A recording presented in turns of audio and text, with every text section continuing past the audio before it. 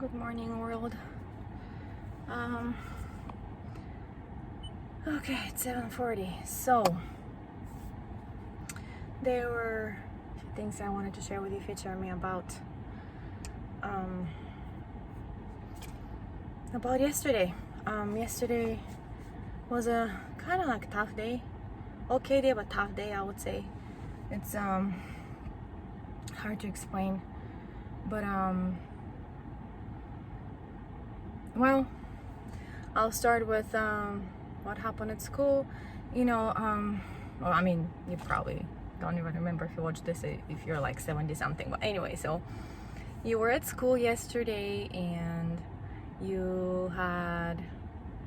you've been having really hard time teaching certain grade in a certain school, and it happens that they have like a few kids that have hyperactivity or some kind of mental issues, like 5 or 6 of them in the same class. And even though the classes are small, it's still really challenging because everybody pulls attention to their own self. And then even though we are 2 English teachers, me and the Japanese lady who is super nice in general but loses them with them too, it's just a challenge. And then after the day is over and we're just sitting on our chairs and reflecting on how the day was,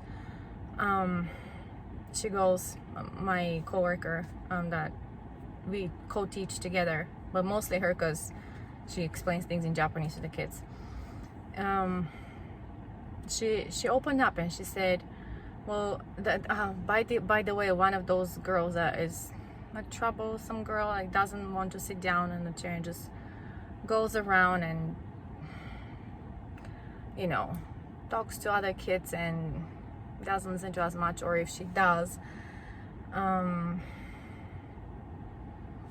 a very interesting way, she would come to she would come to me and ask me questions personally. And if everybody starts doing that, it's not a one-on-one session. The 45 minutes are meant for everybody, for all the 20 something kids in the classroom. So she wants her own special time, and it makes sense now. When the teacher told me that probably she heard from the homeroom teacher, and that homeroom teacher is a young lady. She has a lot of those kids in her class, and hats down to that lady. I don't know how she pulls out with them every day. For me, it's like once or twice a week for 45 minutes. That lady has them from the morning till the afternoon, so I don't know. But that girl, it was last class yesterday before summer vacation, and so she came up and she gave us like a little letter, and it was on origami paper, and the origami paper was folded up into one more different paper and taped. It was just really cute, like a letter in an envelope.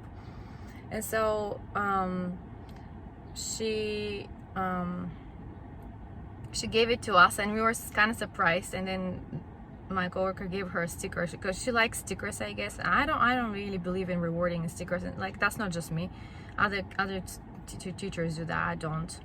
But she gave us letters, and then I opened it after the day was over, and it was she translated it for me. It was saying the same thing for both of us. She wrote, it was like, thank you for teaching us English this first term, and next term I'll try my best, or something like that. Those are cliches. Those are things that kids always write, like nice things. But she took the time and the paper to do it, and then the teacher opened up, and she was not sure if she should tell me or not, but she said, please don't tell anybody. I'm like, I don't know anybody to tell anyways. But yeah, that particular girl, she has an older sibling, and who didn't have the heart or the desire to go to school for years, and did everything at home. Or like I think they took it really hard when the parents split and the mom went with somebody else to live with, and the dad, I didn't understand what happened. He's out of the picture, and so they're pretty much living with their grandmother. There's no grandfather, just grandmother.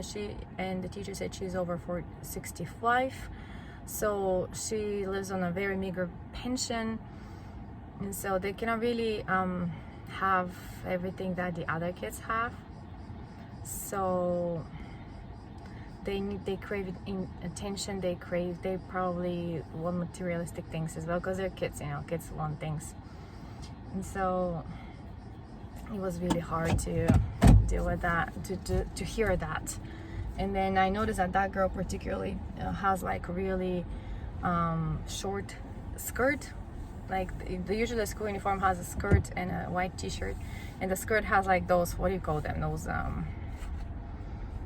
those things. But then her skirt is really short. I was like, she probably keeps that skirt since first grade or something like that, because it looks really short. And she's 5th grade now, and I think I made that comment one time to my coworker, and she brought it up. She said, remember when you said that her skirt is really short? It's not because she wants it like that. She probably, the grandma cannot afford it to go get her a new uniform. And it just made me cry. I know how it feels. I know, because I was with the same pair of jeans for a long time, and the kids at school were making fun of me as well, and it was just really not a good feeling. And so I remember that. And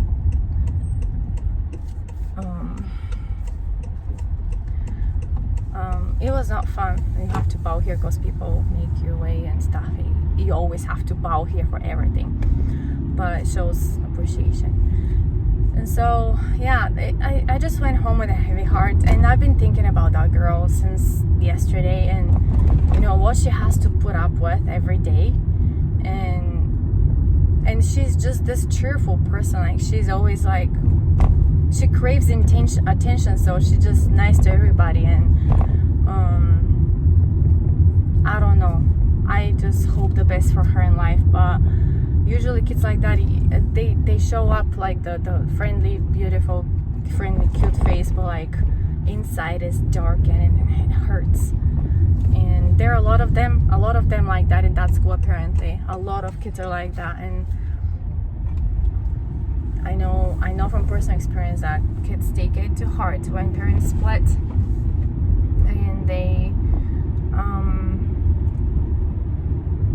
it's painful for them. It is. It's a change, and they didn't want it. It was not their choice, and it was the responsibility of both parents to raise them together. And especially when the mom ditches the kids, I just don't get that. It's just so not right, but they do anyway. So I don't know, the grandparents feel obligated. They just can't leave the kids on the streets like that, so they take care of them as much as they can. But when you die, what happens to those kids? I don't know. Anyway, so then I come home, and and I'm like, I will go home instead of because I was with the small car. I was not with this big car, and it just felt like with the small car there are only 2 boosters, and then they move a lot when the babies are on them. It's not stable. It's not like those big nice car seats in this car. But so I was like, I'll switch cars, and I'll go home. I'll switch cars so I can pick up the babies and put all my bags at home, and I'll go with the bigger car, with this car, and pick up the babies from school. And lo and behold, I go home, and this car is blocked with a truck in the back, and it's my kid's grandfather's truck. And so at that same time, one of my boys came home from school, and I was like, hey, can you go to your grandfather to move his truck so I can use this car and go pick up the babies? And he was like, yeah. So he went, and he came back, and he's like, well, mommy, he's asleep. And I was like, well, so what happened? He's like, well, I just left.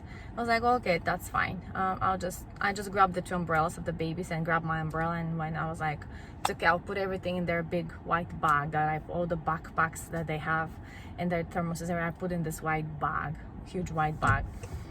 And I was thinking that, in my head. And then I go there, and the teachers tell me that the father, when he dropped my little baby girl, he didn't leave the white bag there. He just took it with him. I don't know why he needs it for, to just leave it in the car and stay there. I don't know.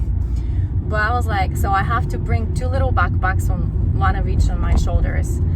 and a bag with diapers. You bring your diapers with them, like the diapers the babies changed at school that day. They put them in a bag and you take them at home with you. They don't stay there, you guys. That's how it is. And so I'm carrying this one and that one and an umbrella, and then I give the babies their umbrellas, and my baby girl decides that she's gonna throw the biggest tantrum in the world right there at the entrance of the nursery school.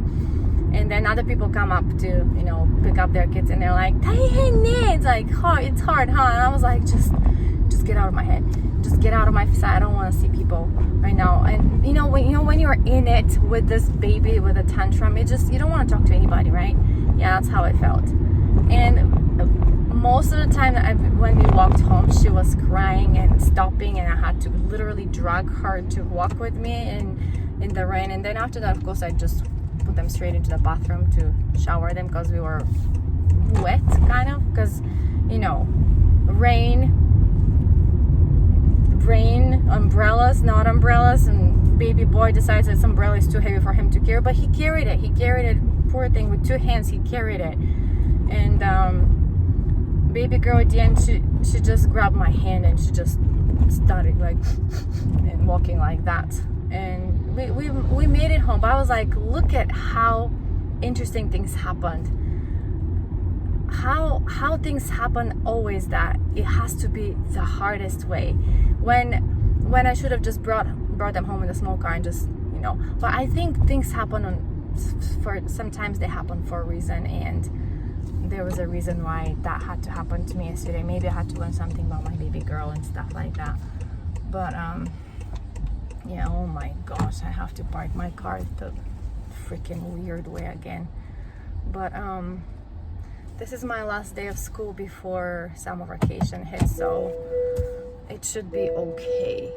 I will make it happen today for the last time. I'll just suck it up and, like I've always been doing for years, and do my best. Yep, that's how it's gonna be. So yeah, just remember that it was a hard day, but it was kind of like you learn a lot kind of day, and you learn to pray about other people as well, people you barely know. It was okay day.